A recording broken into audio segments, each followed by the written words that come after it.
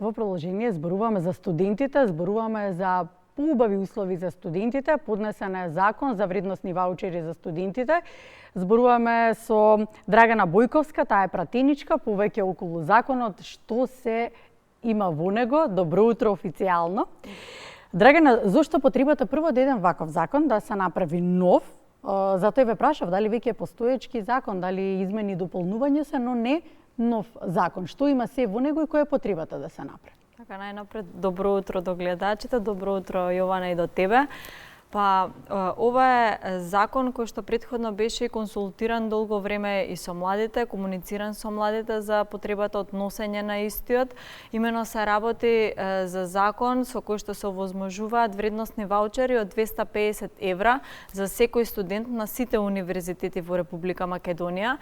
И тука сакам да кажам дека овој закон и оваа мерка ги опфаќа сите студенти кои што се и редовни и вонредни студенти на приватните и на државните универзитети во Република Македонија, и прито еден од условите исто така да е државјанин на Република Македонија. Јас мислам дека е позитивно решение носењето на еден ваков закон со кој што ќе се овозможи на студентите со овие 250 евра или 15.300 денари во денарска противвредност да им се овозможи да набават лаптоп, компјутер персонален или таблет. Целта е никој во Македонија да не остане без електронско помагало, бидејќи дигитализацијата, јас секогаш велам, не е потребна денес, туку е потребна вчера. Не смееме да бидеме чекор назад со оние во нова ера живееме. Европската унија, да. Така што целта беше никој во Република Македонија да не остане со електронско помагало, бидејќи навистина мислам дека едно вакво позитивно законско решение ќе допринесе до тоа и да се извршуваат ефективно оние задачи и учења во академската заедница, но и никој да не биде заостанат по однос на дигитализацијата, бидејќи како што кажавте веќе многу напредува во време кога технологијата оди само напред, мораме да ги имаме овие основни услови за студирање на студентите. Добро, Драгана, кој се работеше на овој закон? Овој закон како што... Кои ви се очекувањата при тоа?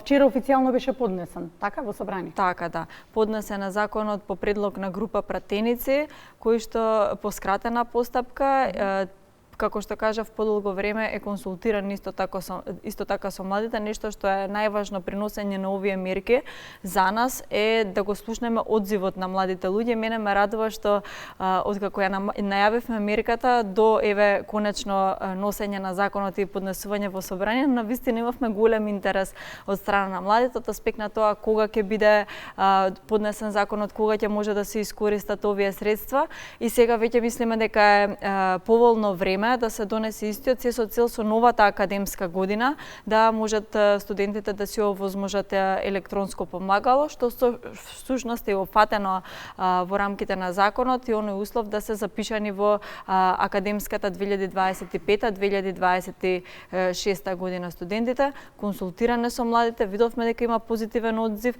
издвоени се во буџетот 13 милиони евра за оваа мерка, со што всушност ќе се обезбедат 55.000 парчиња за електронски уреди, по 15.300 денари за секој студент, како што напоменав и претходно, така што мислам дека ќе направиме значаен исчекор во однос на дигитализацијата во Македонија.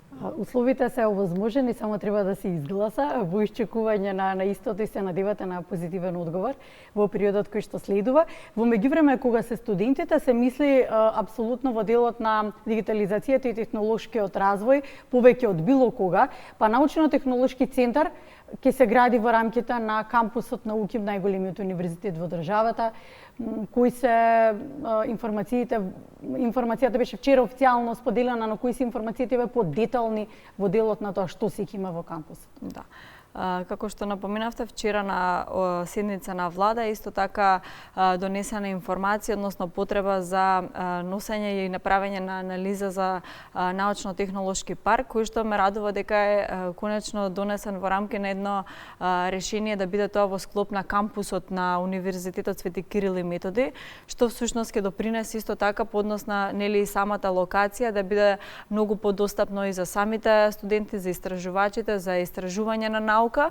Ова е во рамки на она смарт Македонија, да можеме да ја развиваме што е можно повеќе државата. И тука е многу важен елемент што освен што ќе се дава поддршка и на младите истражувачи да бидат вклучени во рамки на овој кампус, во овој парк, ќе се дава придонес и по однос на компаниите кои што ќе имат особен интерес да вложуваат во овој технолошки парк со опрема, со плаќање на истражувачи, со тоа што користејќи ја науката би се развивал и нивниот бизнис. Ова е исто така во рамки на она кое што го зборувавме и претходно, а тоа е дигитализацијата. Опфаќаме се што можеме да биде дигитализирано. Впрочем, би му сакала тука исто така да напоменам во контекст на ова што го зборувавме, а во рамки и на самата дигитализација на носење на самите овие мерки. Многу важно е што веќе се фокусираме на науката, се фокусираме на дигитализација и веќе со оној национален портал за електронски услуги ставаме фокус на тоа се што е можно да се изврши преку електронски пат, електронски услуги да се добијат, да бидат извршени преку истото. Впрочем, можам да напоменам и дека преку овој национален портал за електронски услуги, барањата студентите ќе може да ги поднесат исто така до него преку електронски пат, со што всушност ја тргам и она бюрократизација која што особено за младите луѓе. Се надевам дека тоа со годините кои што ќе следат ќе исчезне. Е многу досадна, да. Така што дигитализираме за да немаме злоупотреба во никој сегмент, еве од страна на корисниците на ваучерите, но и од страна на електронските оператори кои што ќе бидат, кои што ќе ги нудат своите услуги. Многу едноставен пристап, многу брз пристап ќе има, транспарентен пристап, а во исто време и заштитени од страна на злоупотреба на користење на оваа мерка. За личните податоци кога се во прашање, веројатно мислите на тоа заштитено. Така, и од аспект на злоупотреба на самата мерка, од аспект на тоа дали ќе го користи лично студентот кој што е подносител на барањето, така економскиот оператор ќе добие пин код кој што ќе биде поништен при користењето на ваучерот, се со цел да немаме никаква злоупотреба на средствата кои што се пари на граѓаните на државата си.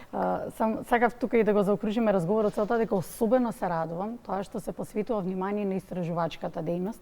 На назад години никако тоа беше негде затаено, не дека не постоело кај нас, но некако новата генерација не влегуваше во таков процес, а сега и со овој нов во кампусот нов центар кој што ќе биде научно-истражувачки, токму и на тоа ќе се посветува малку повеќе внимание.